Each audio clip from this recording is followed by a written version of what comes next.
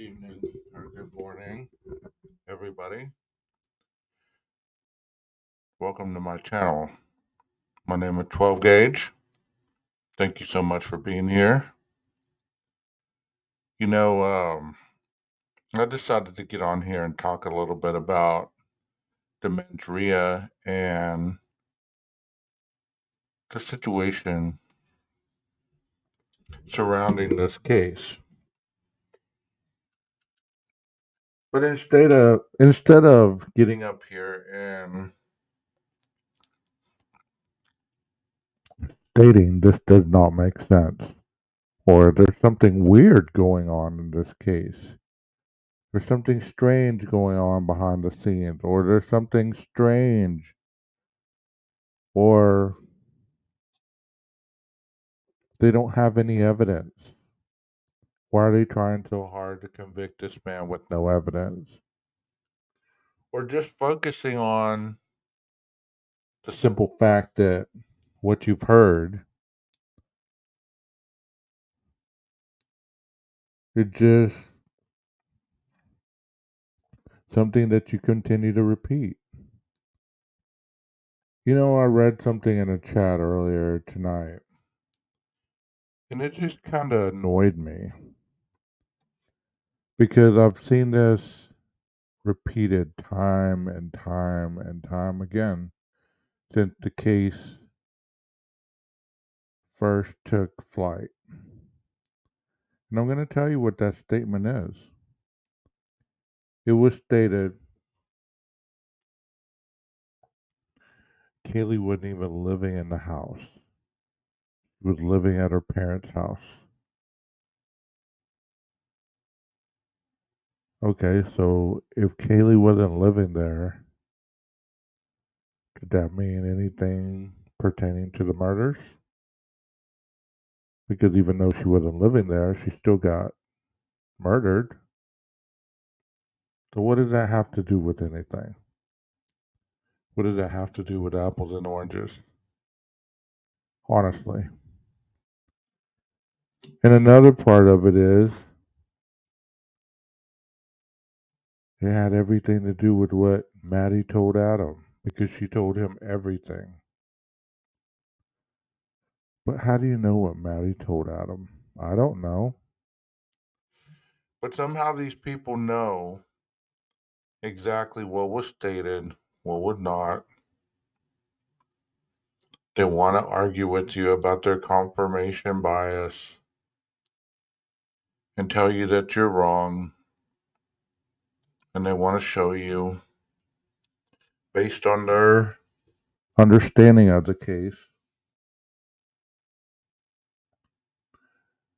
how they know more than you do. Well, don't get it twisted. I'm not trying to show you that I know more than you. I'm not.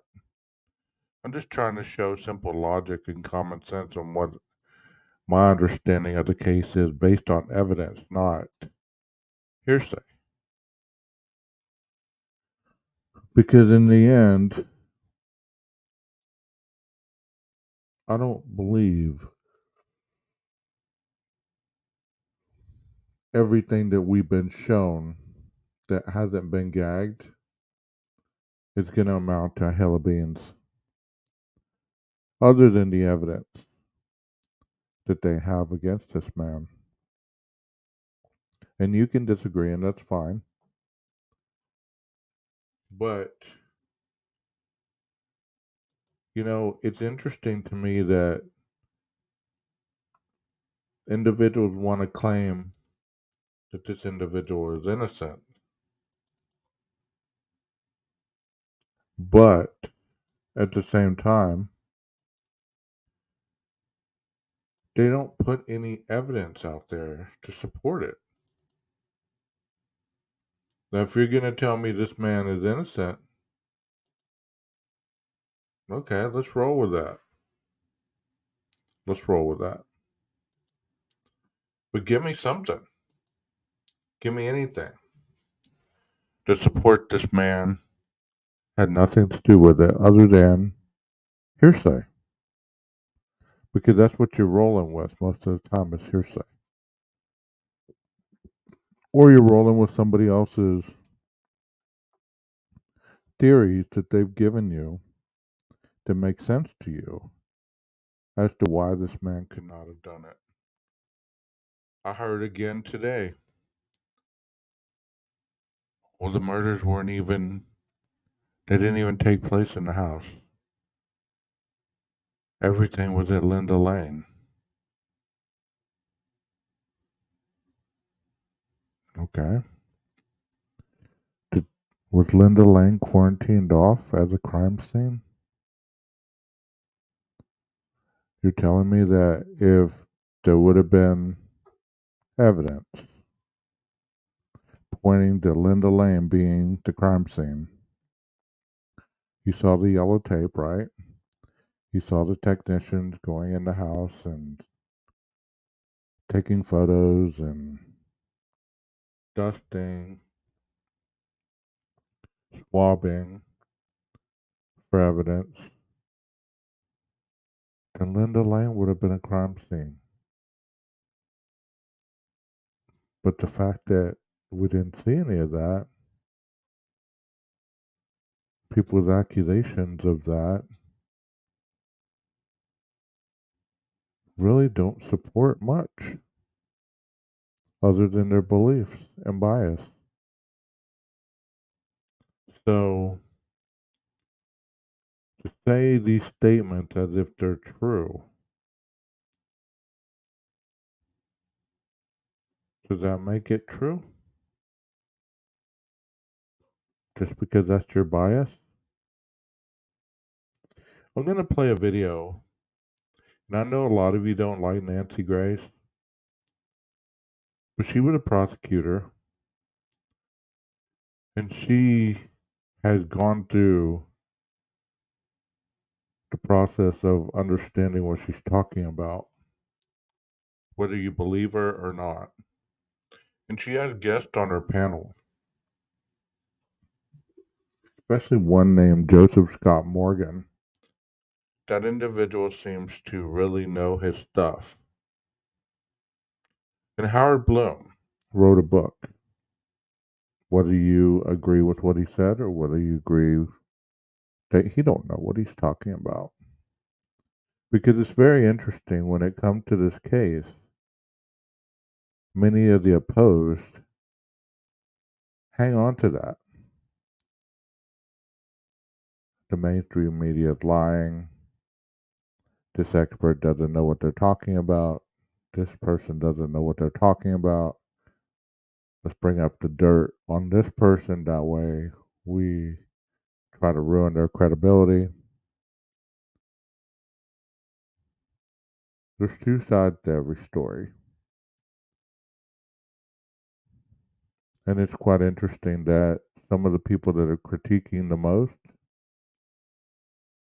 have the most shaded histories with law enforcement. But let me play this.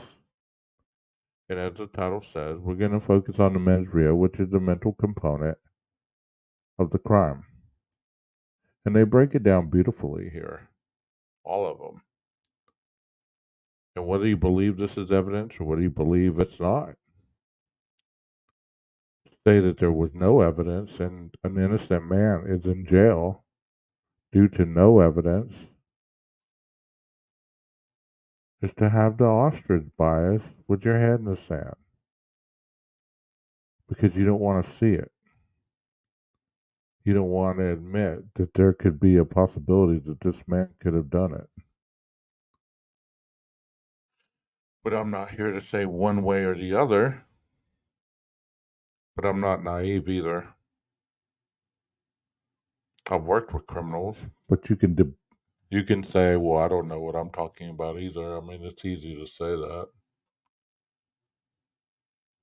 but yet the fact that you are a criminal or a past criminal, does that make you more qualified to talk on it than somebody who has worked with them?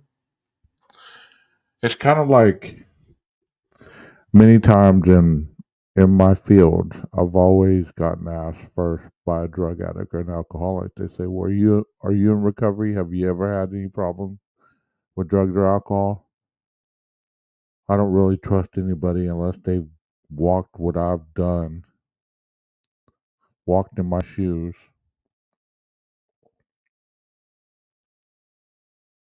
And that kind of, you have to build credibility with people before they believe that you have the expertise to know what you're talking about. Even if I hadn't walked in their shoes, I still would be qualified because I'm trying to teach them how to live sober, something they obviously can't do. So for them to have to say, if you don't know my struggles, then you can't help me. Okay, well, we all know what struggle is. It's simplistic. But people try to make simplistic things very complex in order to deflect the truth. Let's watch this video and I'll break down what my understanding is of what she's saying.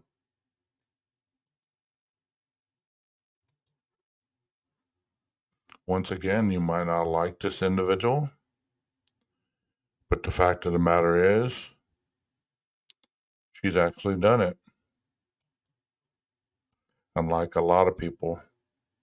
Here we go. And video proof. Good evening. I'm Nancy Grace. This is Crime Stories. Thank you for being with us.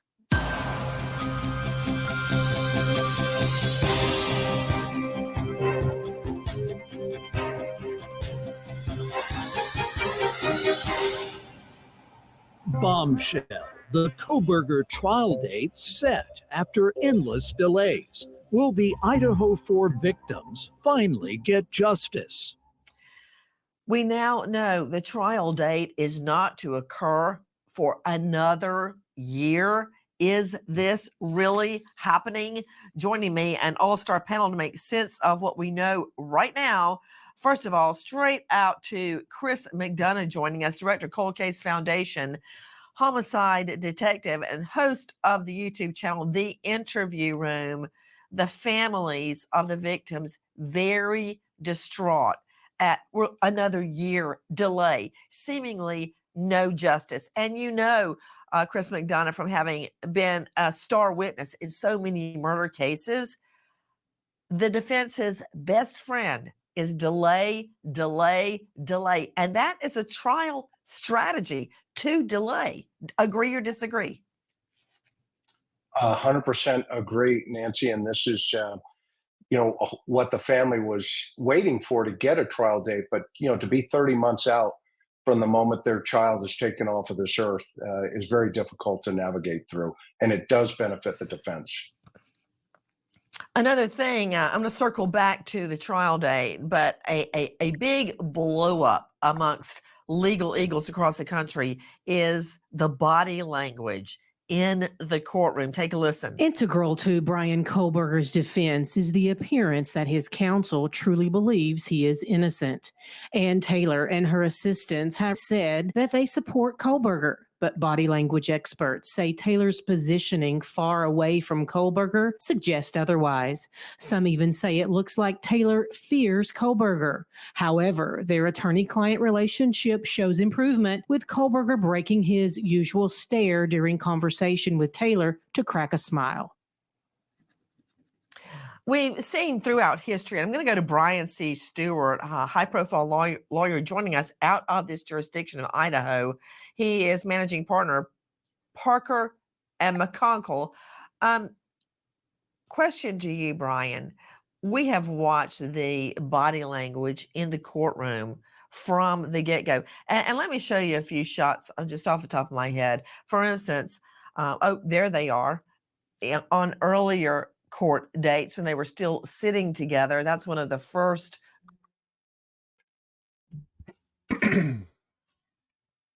Okay, so one of the One of the videos that I did the other day was talking about confirmation bias. And you could see this photo and you could say the first one is a person in a jumpsuit. He doesn't have his hands up like he does right here. So therefore, he looked guilty. Right here, he's in a suit. He has his hand on the table. You don't see handcuffs. You don't see leg irons. You don't see any of that. He could be a co-counsel right there. So if the jury sees this, and obviously if the defense is claiming innocence, that paints Mr. Koberger in a different light. Does it mean he's innocent just because she says it? You know, people are miffed with believing every word that comes out of somebody's mouth if it meets their bias, if it meets their narrative. But if it goes against their narrative or it goes against their bias, then all of a sudden they're up in arms about it. Nancy's talking about the potential fact that early on in the case, Anne could have been scared of this man. Does it mean that she wasn't going to defend him even if she was? No. But I'm certain that people have sat next to killers that have been convicted and been a little uneasy around them. This could be the case. Court dates ever. The courtroom body language, Brian Stewart, is conveyed to a jury. It's nonverbal, but it's very clear. And we see Ann Taylor in the Koberger case inching further and further and further away from Koberger. Gee, I wonder why. Weigh in. Well, there's no question that the proximity and relationship that a defense attorney exhibits towards their client gives the perception of what that defense attorney actually believes about the client, whether or not they're dangerous or safe or guilty or innocent. And even setting the defense lawyer's actual beliefs aside, a seasoned defense lawyer is going to know that that perception is always on trial, even in motion hearings as well as at trial, that they're always being observed and always sending a message of how they feel about their client.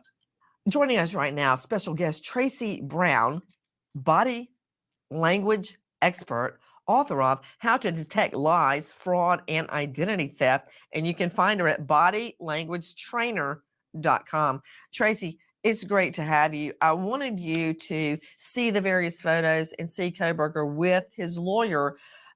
Tracy, I was looking actually at Koberger's outfits in court, and I was comparing one suit to the next, to the next, to the next, to the next, and I noticed he always wore the same tie. And as I was looking at that, you know, does his demeanor change? Does his strut into the courtroom change? Because I will never forget Scott Peterson. Every day he would walk into the courtroom all puffed up like this, very cocky, like a star football player, and literally strut over to the defense table. And I didn't think that was a good look for the jury. But I've been watching Koberger's gait, his demeanor, who he looks for in the courtroom. Where does he look first? How does he seat himself? Where does he seat himself? Is he relaxed? Is he smiling? There's a lot of creepy grins going. And you say, well, what does this have anything to do with who he is? Well, it has everything to do with it. When you're trained to look at nonverbals, when you're trained to look at the way somebody walks, the way they present themselves, it tells a lot about them. You can read a person even if they never say a word. You can tell a lot about who they are, what they're about. If they're a nice person, if they have tendency to be self-centered, to be self-serving, as she talked about Scott Peterson, cocky. So if you look at Koberger, you really can't he's playing a poker face. And that seems to be his demeanor on a lot of things. So if the individual doesn't show any emotion, if he doesn't have any kind of facial smiles or, anything that shows a kind of connection to another person, that's not a good look. And you would say, well, the man is on trial for his life. Why would he be taking it so lackadaisical? Lackadaisical.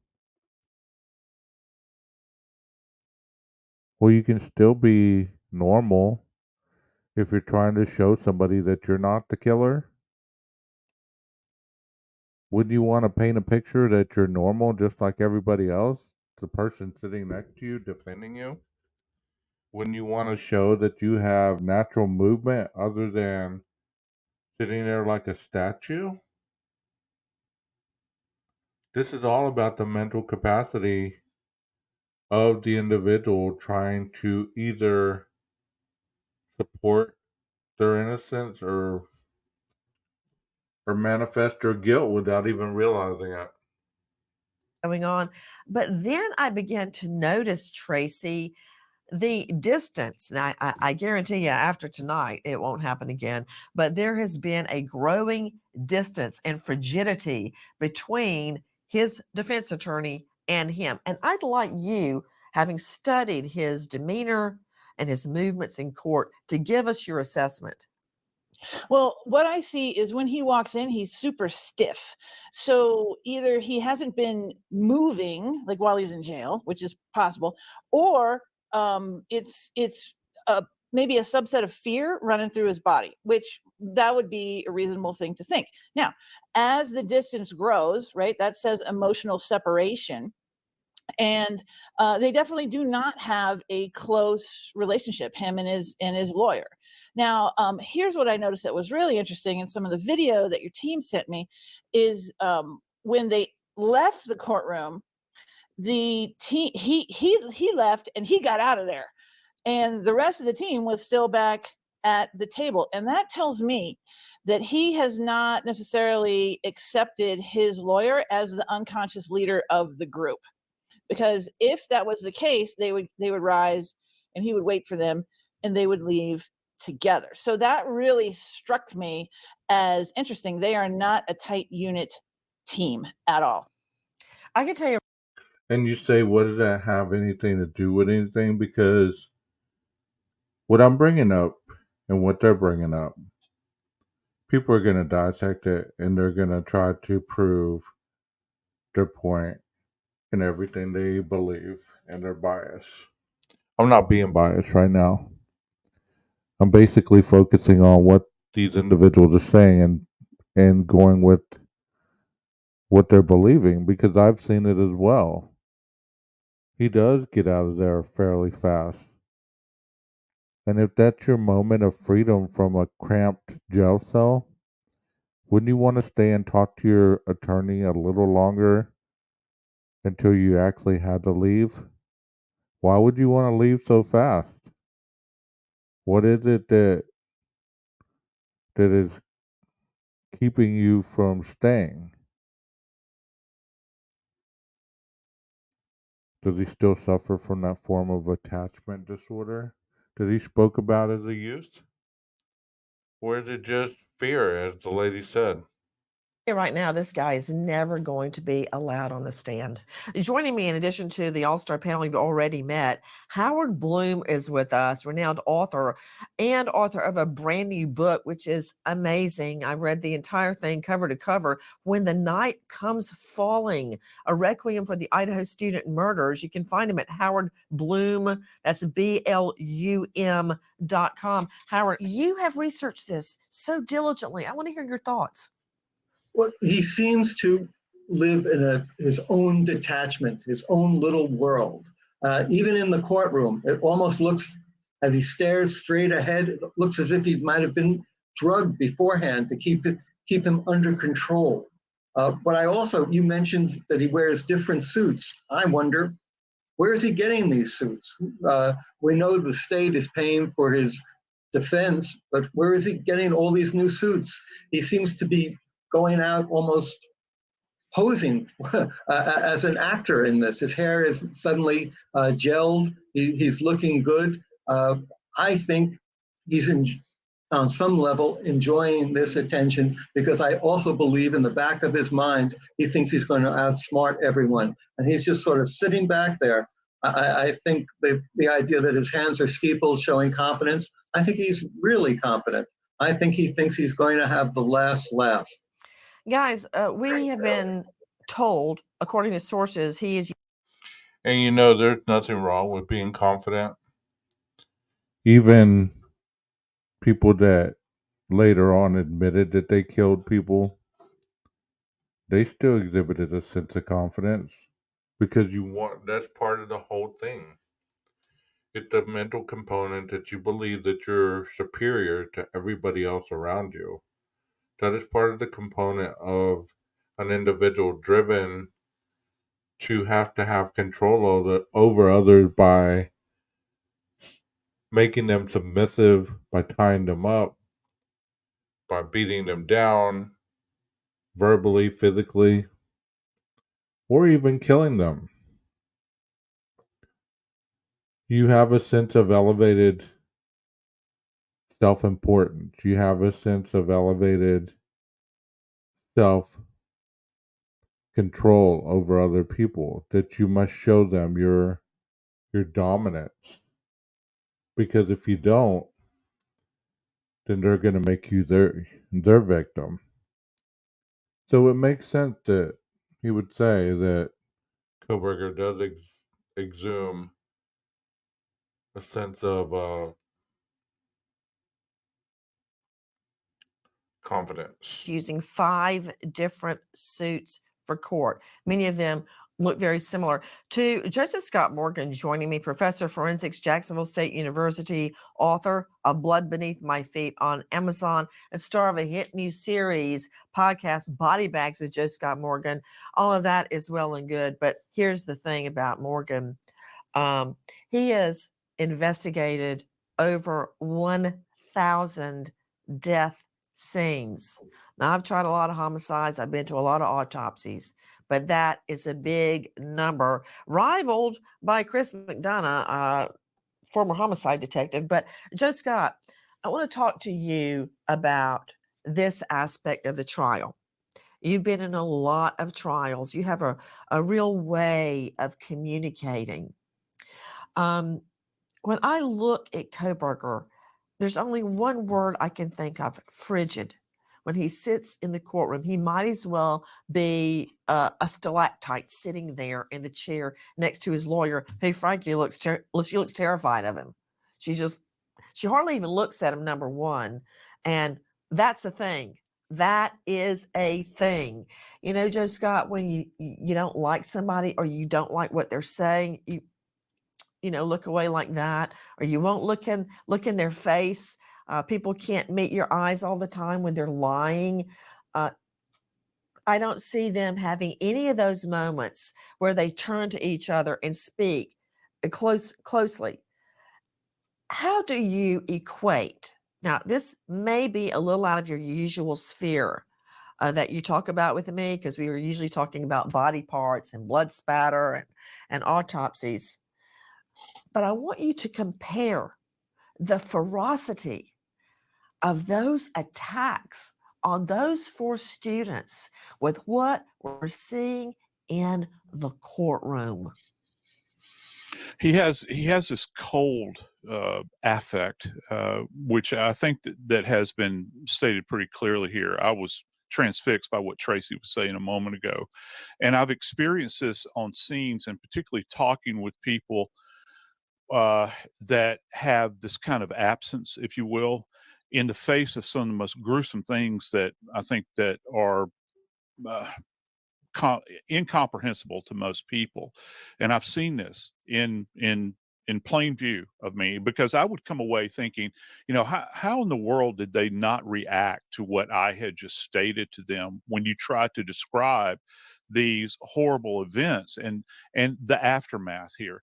And he's staring down this, Nancy, you know, what is it, June of 2025. He's got all of his time again to think about this. And the idea here is that he is cold and calculating, at least on the surface, it would appear. That scene that those But how can investigators those two walked things into. exist, Joe Scott?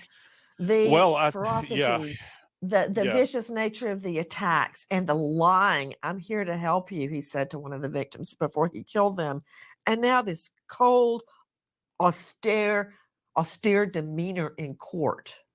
Well, it goes to psychopathy, I think, Nancy. This idea that there is something much deeper that is going on within him.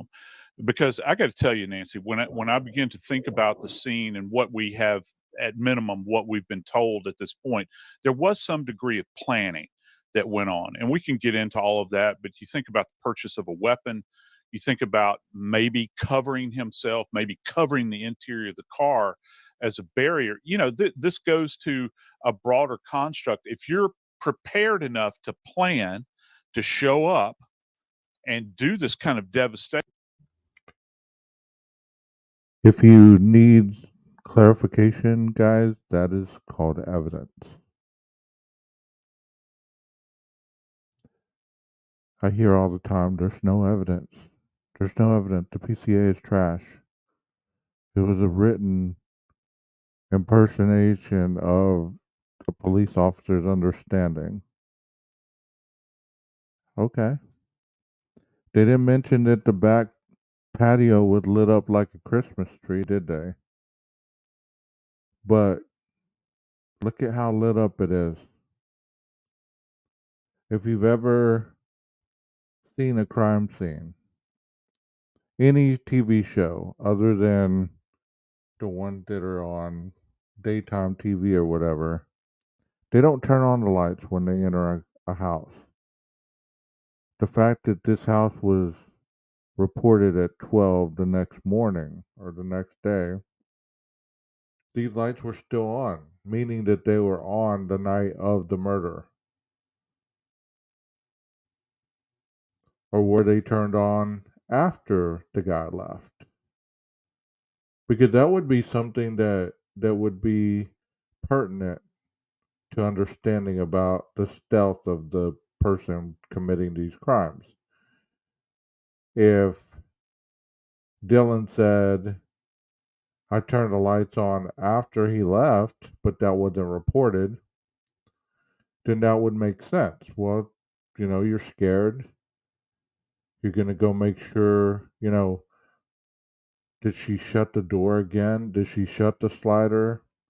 Did Bethany shut the slider? Did they go back there together? Did they turn on the light to protect themselves from the noises that they heard? But still, they didn't go into either one of those rooms. I could see where they would feel that these individuals were asleep, but those lights being on either before the crime or after the crime could tell something. But you won't really know unless somebody saw that house unlit up and then lit up. Could the DoorDash driver or the rideshare driver have caught video of the house either lit up or dark? Because you believe that that's not evidence, but if you're looking at every little thing, that is evidence in itself. Then wouldn't it stand to reason that by extension, you're not going to abandon that position, and only somebody that is really cold-hearted could do that? Integral to Brian Kohlberger's defense is the appearance that his counsel truly believes he is innocent. But body language experts say Taylor's positioning far away from Kohlberger suggests otherwise. The Kohlberger attorney seemingly terrified of suspected Idaho students killer. Not just evidence that is being amassed right now. We keep hearing the defense complain, I don't have the evidence. I don't have the evidence. It could be much as in the case of Alex Murdaugh. Remember the car satellite evidence the black box, so to speak, that evidence was being amassed leading all the way up to trial. And therefore, it was newly discovered. Is the state amassing cell phone and video data? Much as we saw in the case of Fotis Dulos, who was charged in the murder of his wife, Connecticut missing mom of 5, Jennifer Dulos. That said, what about evidence that's missing? And how is the state going to counter, first of all, this? One of the items in Kohlberger's apartment sparks significant interest from authorities. A Dickies clothing tag is found lying on a Walmart receipt. The receipt indicates that Kohlberger purchased a dark blue work uniform that cannot be located. If Kohlberger wore the long-sleeve jumpsuit during the attack and changed before driving back to Pullman, it would explain why no traces of blood were found in the white Hyundai Elantra. Investigators believe Kohlberger then disposed of both the uniform and the knife used in the attack. And not just that missing work suit, but also this. Listen. Investigators have receipts proving that Kohlberger purchases both a K-bar knife and Dickie's work uniform, but neither item has been recovered. The morning after the murders, Kohlberger drives 45 minutes south to Clarkston, Washington, situated between the Snake and Clearwater River. Kohlberger makes a quick stop inside an Albertsons grocery store, and his white Elantra is seen passing Kate's Cup of Joe. Many have theorized that Kohlberger disposed of the incriminating items during this trip, throwing them in the winding rivers that span more than 1,100 miles. Okay, everybody, we got to circle. So people are focused so much on the Elantra date being 11 to 13, or the later date that the Kohlberger obviously drives. So you see this car on video. You see this car going to Albertsons. You see this car passing the Cup of Joe place. After seeing this car enough, you're gonna pick out details on that car, even if it doesn't have a front license plate. You're gonna pick out details on this car that make it stand out from any other car. Would it be a decal? Would it be you actually being able to see Kohlberger driving it? Because by this time, it was almost daylight by the time he got home, 5:30 in the morning, and then he went back during the day to purchase some items at that Albertsons. So why didn't he go back to Moscow to shop? Seeing that he said the shopping was better there. Why didn't he go back to buy some stuff from a grocery store in Moscow? Why did he go down to that area and not being concerned that he would be seen on camera?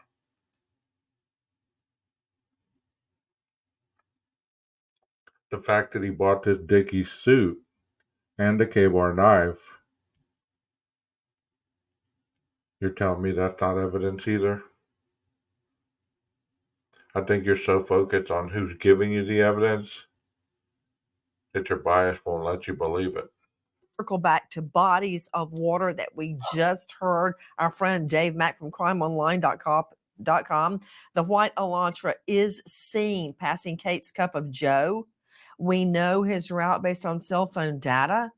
Right now, our authorities furiously combing bodies of water to find A, the murder weapon, and B, that Dickies uniform.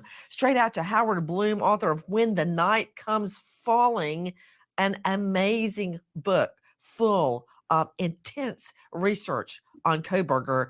What do you make, first of all, about this Dickies uniform? I mean, the evidence is pretty strong in that he buys this uniform prior to the murders. Why? That's not what he wears to work. Why does he need that? What happened to it? And a clothing tag. The tag is found lying on the Walmart receipt. So we know he bought it. Where is it?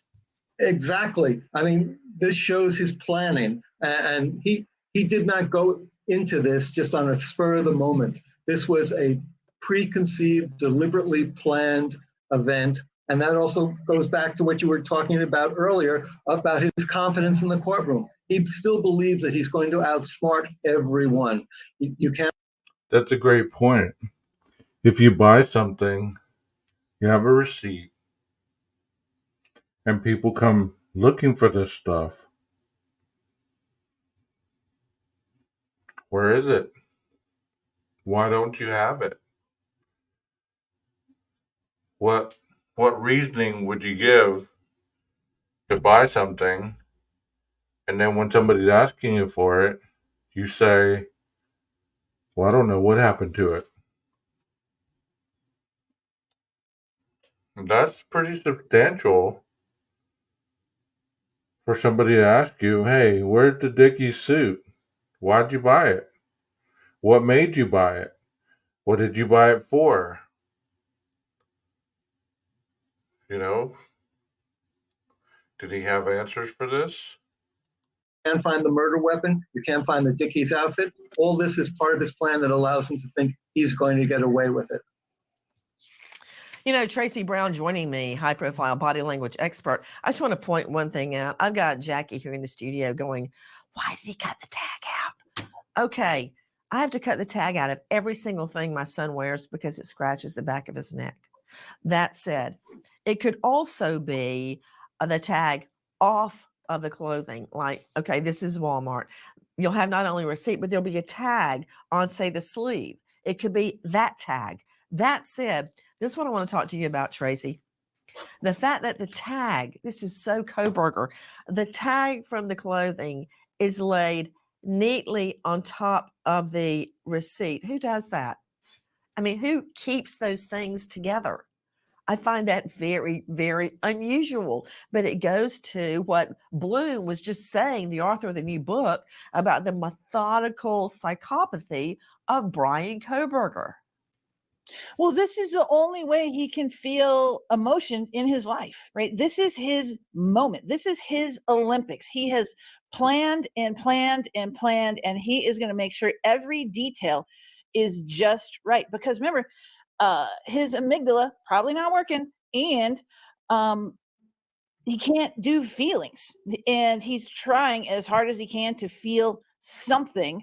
And it's all this planning that is his moment to try to get something out of life for him. You know And what's so this is what we interesting get. also, following up on Tracy, to Brian Stewart, high profile lawyer in that jurisdiction of Idaho.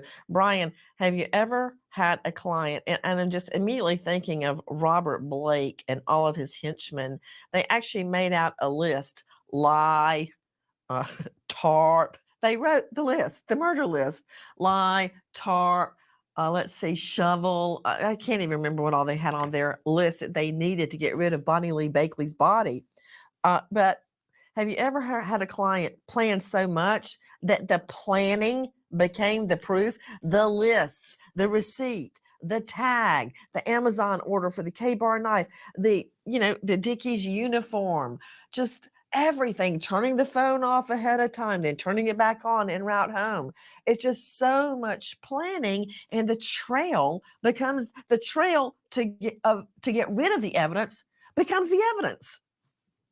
Absolutely. I've never experienced that personally with a client, but when you see someone planning that systematically to avoid getting caught, that can become evidence that they did do it.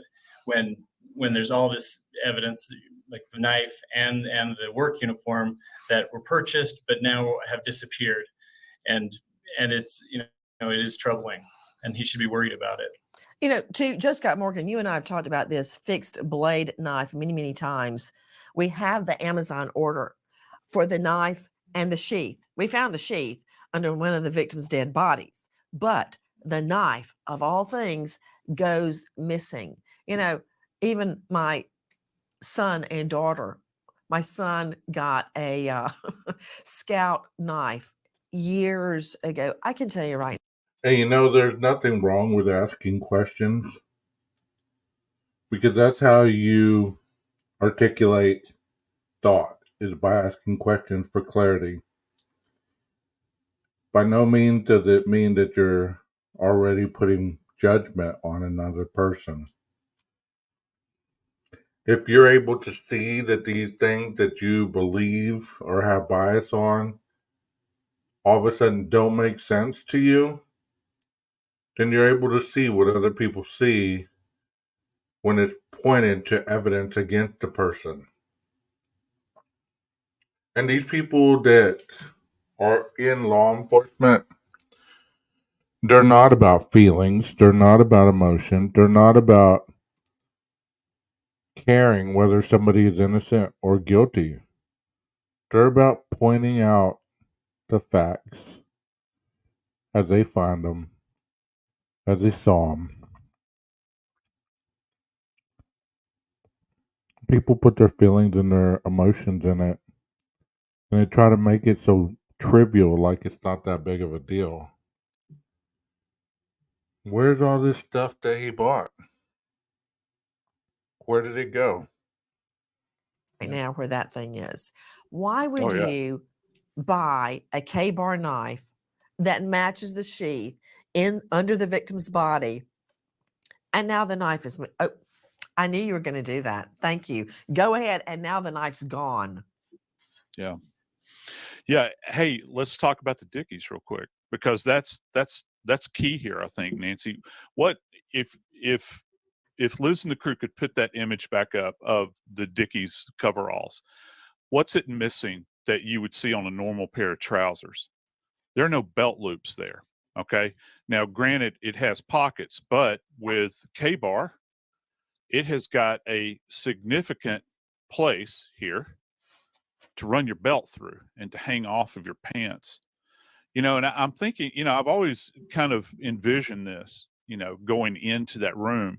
It's almost like a drama that's being played out. When he withdraws that knife from the sheath, it's very dramatic, I think, for him at that moment in time. And in this fury, in this confused state, chaos, he's dropped this sheath. He doesn't have it secured to his side like you would normally think. I mean, hell, these things are made for the Marine Corps, Nancy.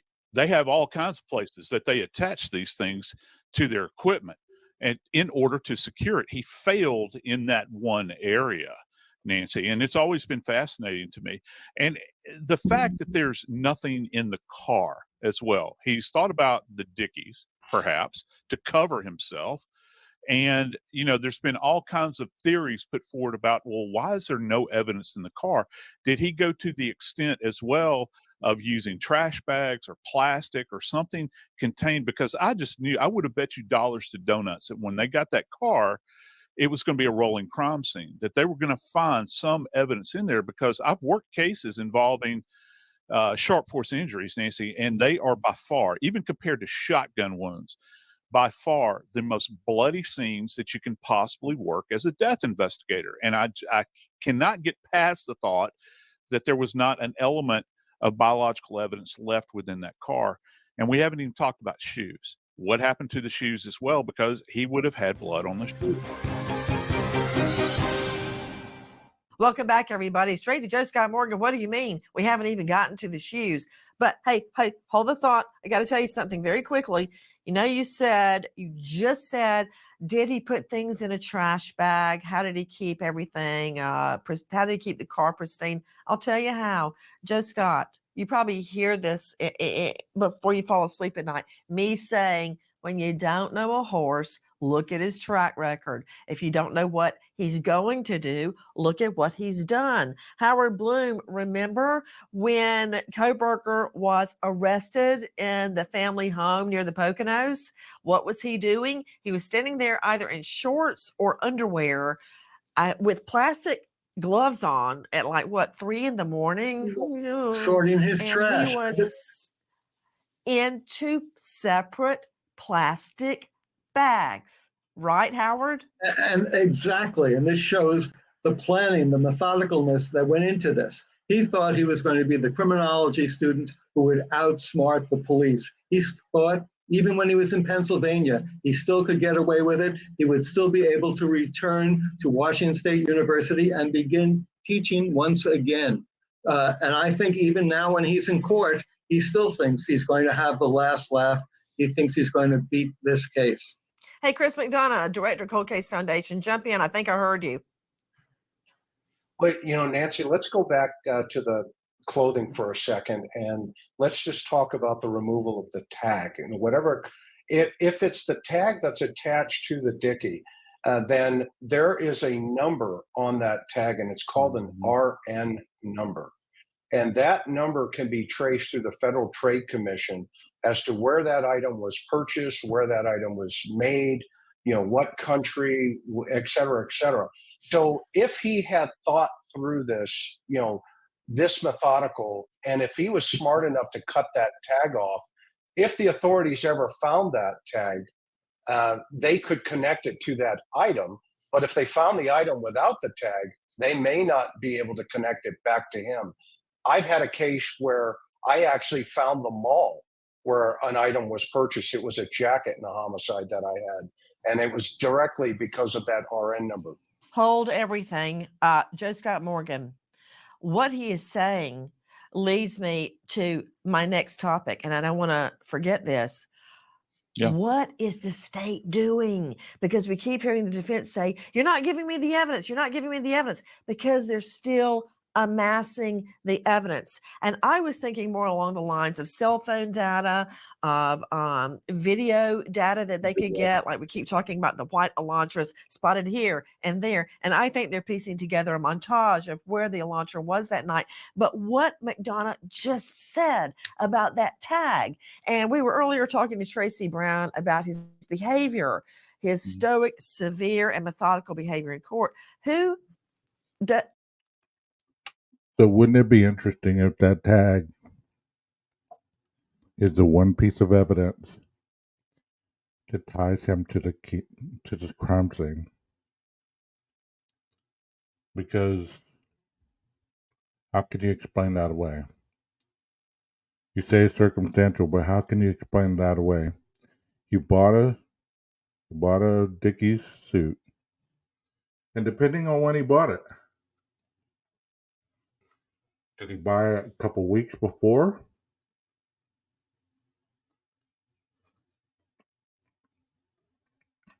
Usually you buy those things for gardening or for, work around the house, or, even to wear when you don't want to get dirty,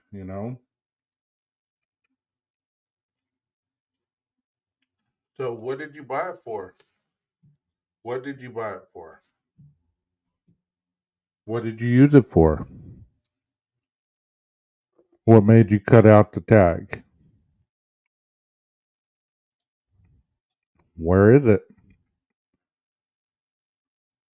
What makes you not have it?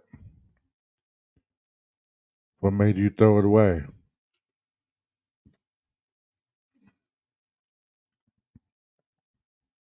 How do you not know where it is? These are all questions that you ask. But you keep saying that there's no evidence. Folds up the receipt and puts the tag from the clothes and leaves it on top of the receipt, and there it remains. But McDonough's saying you get that tag, that could be traced back to a lot, L-O-T, a lot. The exact factory that made them, where they were sent, what area of the country. He's right. Just what if? Just go with me on this. Yeah. What if we could trace back to that particular Walmart and catch Kohberger getting it, seeing him on surveillance video? I mean, and then what became of it? Where did it go? Just like the K-bar. Now, okay, hold that thought. And what about the shoes? Right. You said we haven't even gotten to the shoes. Well, I hadn't even thought about the shoes, except he may have been wearing footies. Yeah, it could have been. Yeah, or shoe covers. And if I could just for a second, I worked in the morgue for a long, long time, Nancy. I've participated or assisted in over 7,000 autopsies. You know what I always had on my feet? Shoe covers. And the reason you have shoe covers, and I don't want to be too graphic here, but there's a lot of blood spilled at autopsies, and it just saturates everything, super saturates everything. And the idea that he could have potentially have gone into this environment, committed this heinous crime, and from what we understand, at least at this point, it is very brutal. There will be blood evidence, if not on the bottom of the shoe, certainly on the tops. So, what became of the footwear? You know, early on, we heard a comment about van shoes or vans that turned out, I don't know if they dismissed that or whatever the case was. I heard that there were people that occupied that house that had vans, but I've always wondered about the shoes. Were they also tossed away along with gloves and this dickie and the knife in some area? Were they taken to the river and tossed in there, or is it, or the Albertsons, which I was kind of fascinated by as well? Why not just toss it in the dumpster at a grocery store like that, where it's not going to be tracked necessarily? Everything that I've seen to date is concerning to me because it's exculpatory, and I need to clarify this. When all of the records are produced and the dust settles, and I have time to review it, I reserve the right to say, no, now I'm seeing everything. Here's what I'm seeing. There may be a very good reason the defense has not seen all the scientific evidence yet, because the state is still amassing evidence. What is it? Will it be the nail in Kohberger's coffin for the brutal quadruple slay of 4 beautiful University of Idaho students? For instance, listen. Since a broad gag order was enacted in the case, the public has not learned of any evidence against Brian Kohberger outside of that listed in the probable cause affidavit. A search warrant returned from Kohberger's apartment revealed several items were seized that may prove damning for the accused killer. 8 human hairs and 1 suspected animal hair were taken from the apartment, along with cuttings from bedding with possible blood stains. Investigators also found black nitrile gloves and took a Fire TV device and computer. Okay, Joe Scott Morgan joining me along with Howard Bloom, Brian Stewart, Chris McDonough, and Tracy Brown. When we get through this, I want to go through video that Chris McDonough has made himself, going through the ins and the outs of the area. It's amazing. Everything falls into place when you can see it for yourself. I learned that out in Idaho. So Joe Scott Morgan joining us, professor of forensics, Jacksonville State University. Animal hair? Did I hear animal hair? What about the dog in the apartment? What if, just think about it. That animal hair that was seized matches back to the dog at the murder scene. Yeah, wouldn't that be something? You begin to think about species, specifically breed. When you think about the dog that was there at the crime scene, there's a lot of people that have held that certainly, and I think our good friend Cheryl Mack has talked about, was there any contact trace evidence left for perhaps on that collar? How well was it secured at that particular time? But, when you think about him, it goes back to Lacard's principle. Every contact leaves a trace. Did he contact that hair the dog is shedding? It winds up on his clothing. He goes back, or on his hands or somewhere. You never know. It could have contacted his face for all we know. Did he go back and then it was deposited at that location? All of these things have to be considered, Nancy. Okay, what more?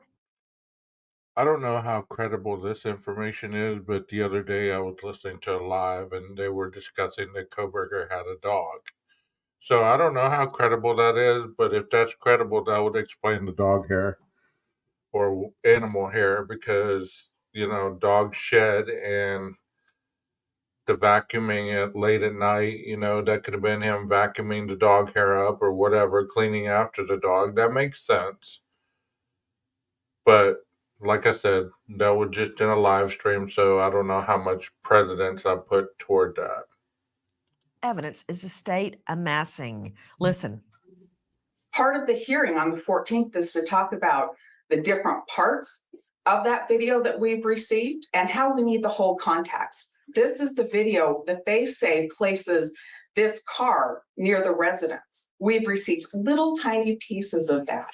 And we think Brian's right to a fair trial means the public needs to know that they've withheld the audio from a great portion of that, and that it starts a long time before the little clip that we've received. The little clip that we've received. Okay, control room, could I get you to roll Chris McDonough's video, his drive-through all around the area where the crime was committed? Okay, you're seeing an incredible view here, and it goes all the way back to the gas station where the launcher was first spotted. Okay, Chris, go ahead and explain what we're seeing right now. So what we're seeing here, Nancy, is the road that runs parallel to the residence. And you could obviously see this was taken on Thanksgiving Day. The police had still had this area secured. And then this is behind the house, looking to the neighbors to the left, which if you were looking at the back there, one area that struck me here is this window here. Underneath that window, there is like a cinder block. You can see it right there. My initial impression was if this guy was, pre-incident surveillance of this house and he had these tendencies like a peeping Tom, is he using that almost like a bench, right? To sit there, to look through the windows, those types of things. And of course, that's just a theory. We don't know that. But at the same time, I always thought this was the most logical area that this guy would make the entry into the house through that sliding glass door on the back patio. You also have, oh, that's a really good video right there. And that is where I stood behind the house at night, looking into, somebody left a light on in the home, and I could see very clearly into the home. Yep, yep. And also the video that you amassed also of the drive-through through the area in the snow, and you went very slowly up and down all the winding streets. And I recall seeing the gas station over on the left of your video, which leads me, there you go. There we are driving beside the gas station, and then you turn left and start a circuitous wind up hills to get to the King Road address. Chris McDonough, that leads me to the car. That's where the clerk was when the car whizzed by, and we got that video.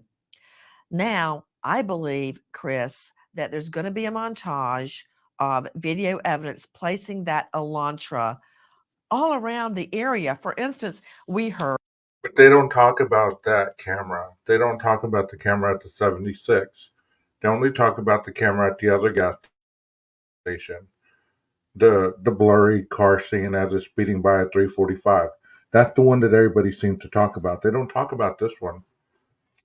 There's cameras at the 76 gas station where he's turning right there that could have gotten a good glimpse of his car if he's the one. And most definitely if it was the car in question, suspect vehicle number 1. So to think that all that people have stated in their live streams all these months, and the question that they keep asking is, what's going on in Moscow? What's going on in Moscow? There's something that doesn't make sense. There's something nefarious going on.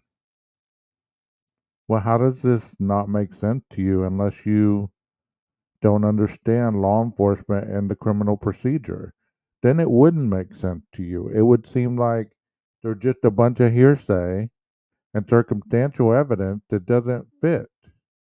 But if you look at the evidence that they are showing you in this video, it does make sense. If you're able to take your bias out of it, you're able to take the PCA out of it, This stuff was found in his apartment, some of it. There was clothes, there was a gun, there was stuff found in the trunk. And anytime I've ever mentioned any of this stuff, I always get, well, that was debunked. That wasn't true.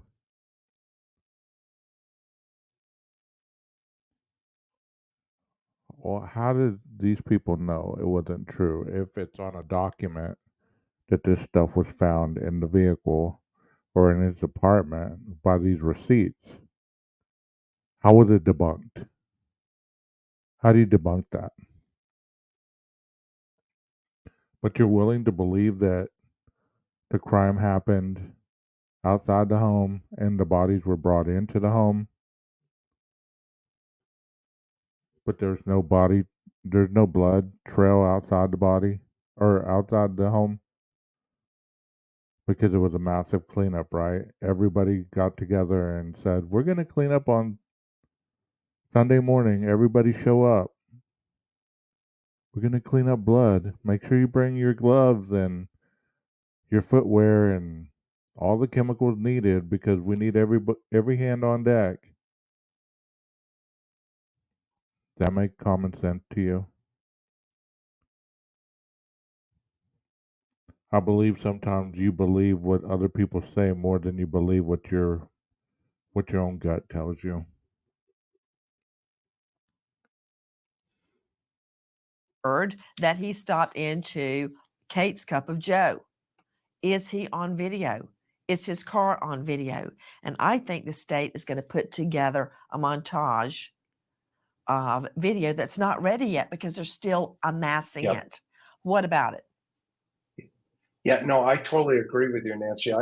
There is so much work that still needs to be done, and you've been there. You stood, where I stood and looked into that house, and he is. Remember, we forget that his background was to kind of teach the police about technology.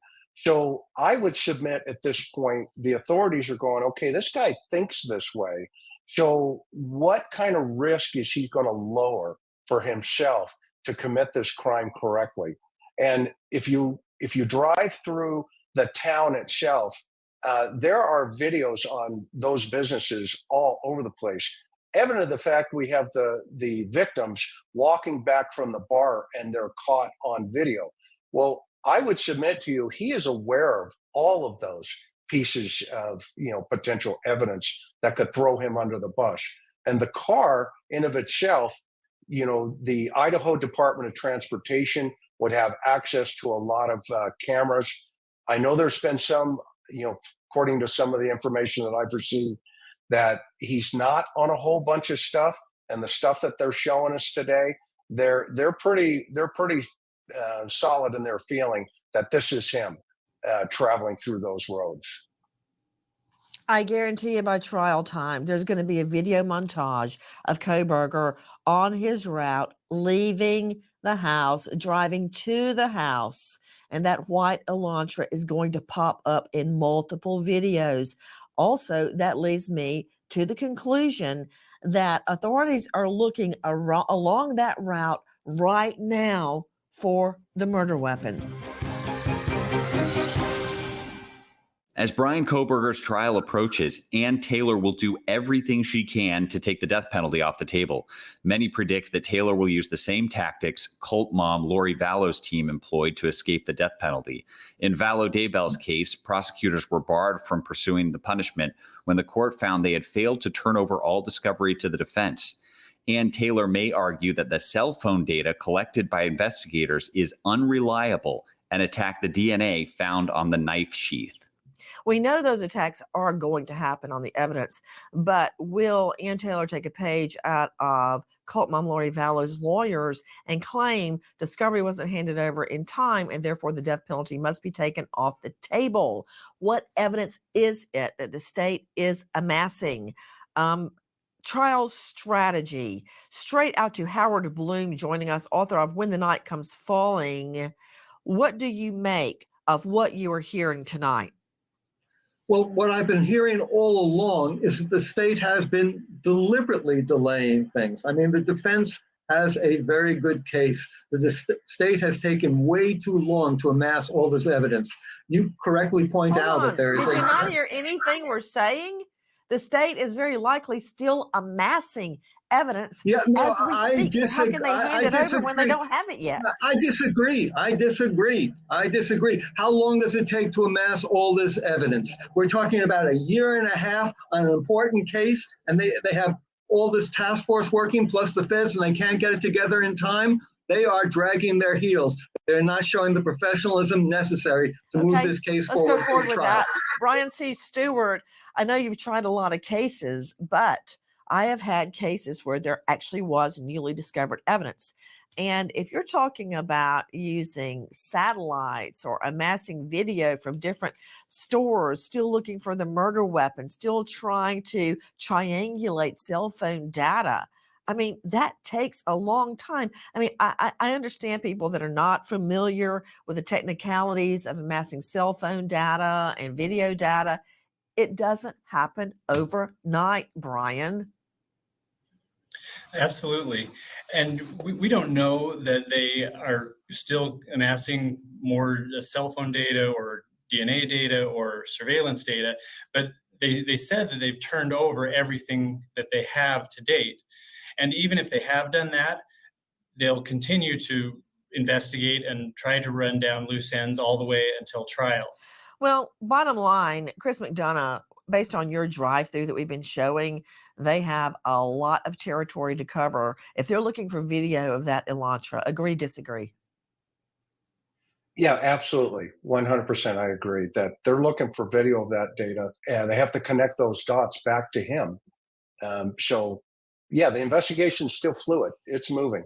Joe Scott Morgan, just in one last example, a data dump of all the cell phones that were in use in that area at that time. Now we know he cut his cell phone off, but leading up to that and immediately following that, how long does that take to amass?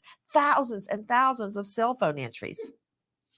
Doesn't take this long, and that's the big ask here. I don't understand why it has taken so long relative to the digital data and also any of the CCTV data. I'm closer to Joe Scott, understanding were that you because they not might be watching the doing Alex video. Murdaugh case? Were you and I watching two different trials when Alex Murdaugh was prosecuted for double murder? Because the state started trying day one to get the nav system data out of Alex Murdaugh's car, and they went round and round. I think it was with GM. What they went through, I mean, can you imagine taking on GM to get that data? How do I know that's not what they're looking at right now? I don't think they're dragging their feet. I think they're still working furiously. Yeah, I'm not saying they're dragging their feet. However, I don't understand why it is taking so long. And with the Elantra, if there is a system on board in this particular model, how long does it take to process all of that data? And they might be trying to correlate it also with the cell data that they have. Nancy? Yeah, jump in. Just a real quick thought to dovetail into Doc Morgan. I think there's a semantics here of necessarily understand. They have amassed the data. It's processing the data that takes all the time, and that's what the delay is. I would submit. We wait as justice unfolds. And now we remember American hero, police officer Gonzalo Carrasco, Selma PD, California, just 24, shot and killed in the line of duty. Survived by grieving parents, Gonzalo and Veronica, and his soon to be born son, Gonzalo. American hero, Officer Gonzalo Carrasco Jr. Thank you to all of our guests for being with us tonight, but especially to you joining us, as well as our new MSM family. Nancy. So there you heard the breakdown of the not evidence that people continue to spew. I'd respect a lot more people if they at least said, the evidence that they do have, that they've shown, that they've talked about, even if we don't believe in it, At least they have something.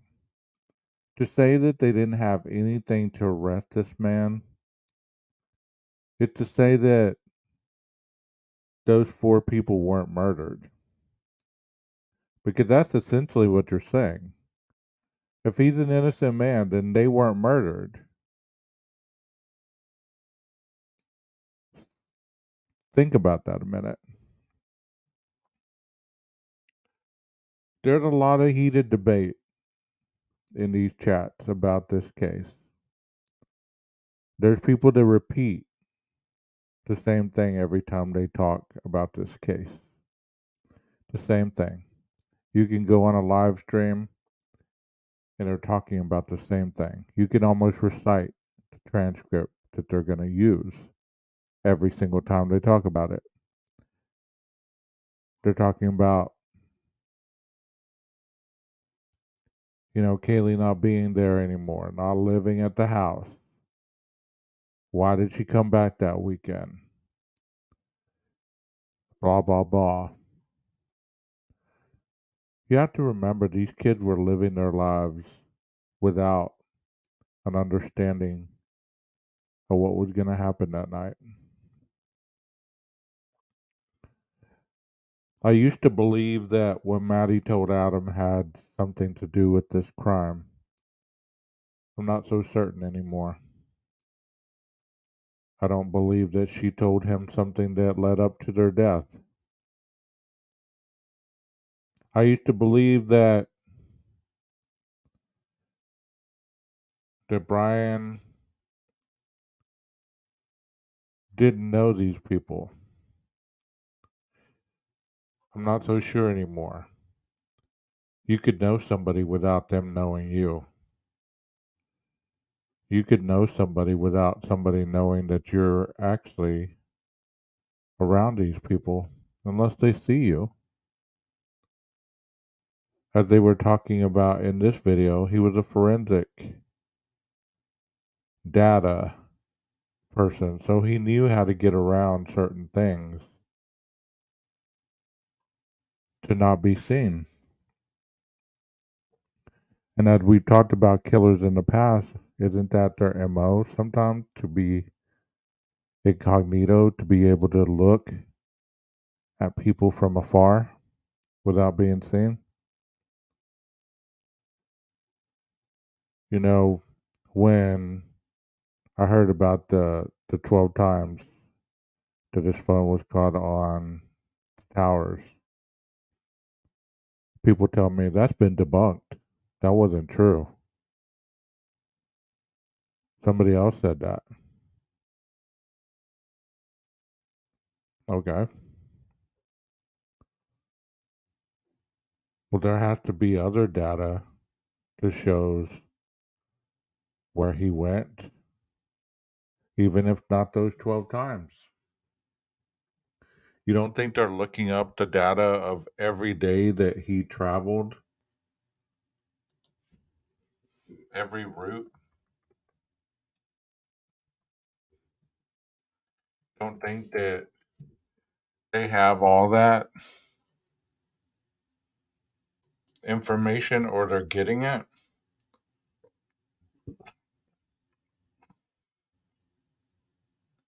Some of you don't. Some of you don't.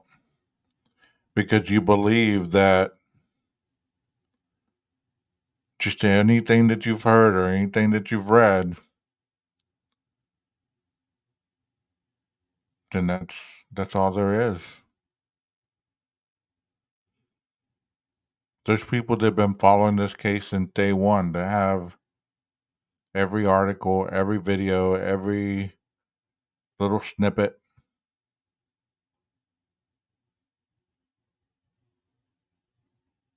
But does that make them an expert at knowing a criminal investigation?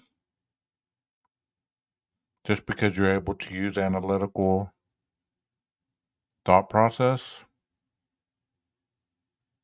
You answer that for yourself.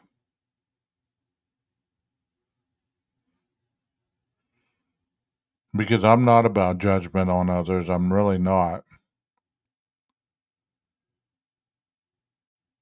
But I give people the common courtesy that they refuse to give to others when we're talking about this case. You know?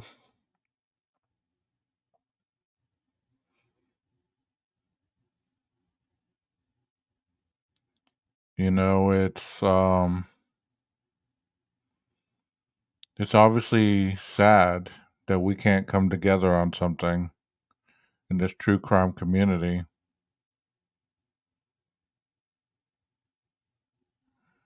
It's sad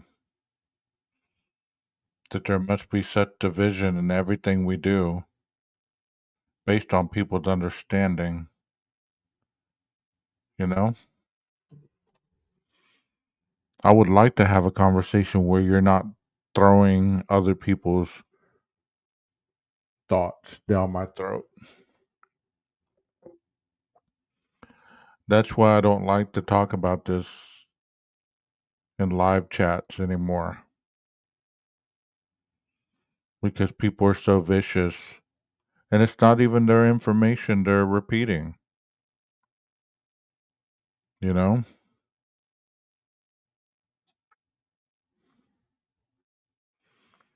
And they say the cast reports are fake. It's just a documentation thing.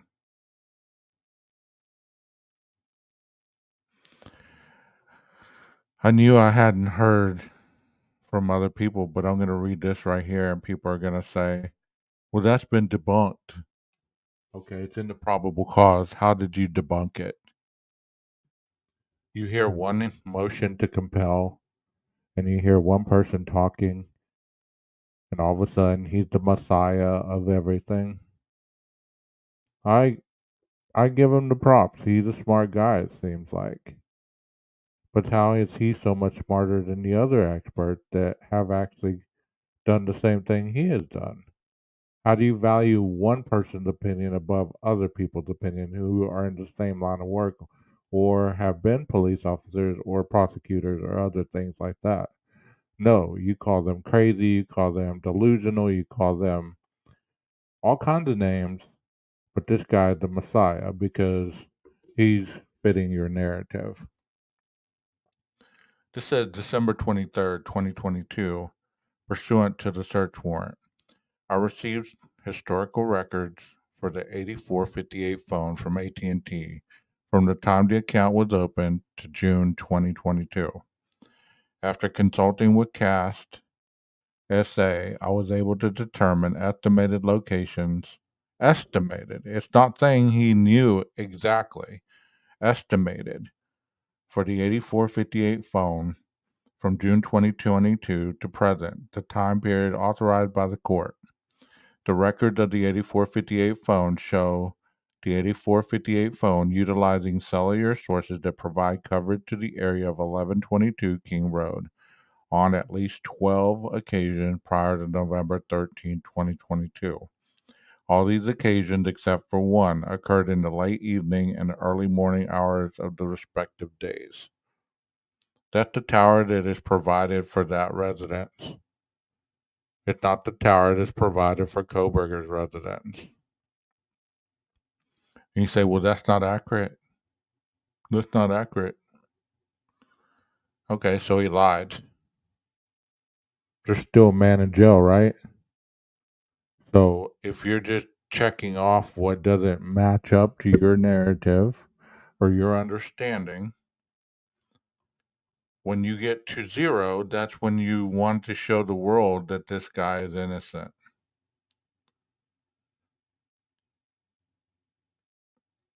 Stick to the facts.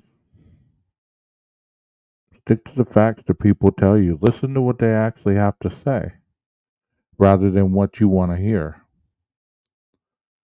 Some people just want to hear he's innocent just because that goes against conventional thought.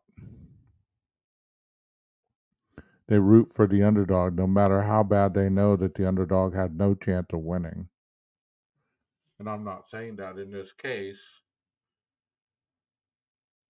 But look at the evidence, the receipts, the thought, the mens rea. of this individual that could have committed this crime. Of everybody investigated, this person met the MO more than anybody else. Does it mean he did it? No. But he had some bad luck if he didn't. And hopefully his lawyer is good enough to get him off if he didn't. But if he did do it and he gets off, that should show you the misjustice we have in our world.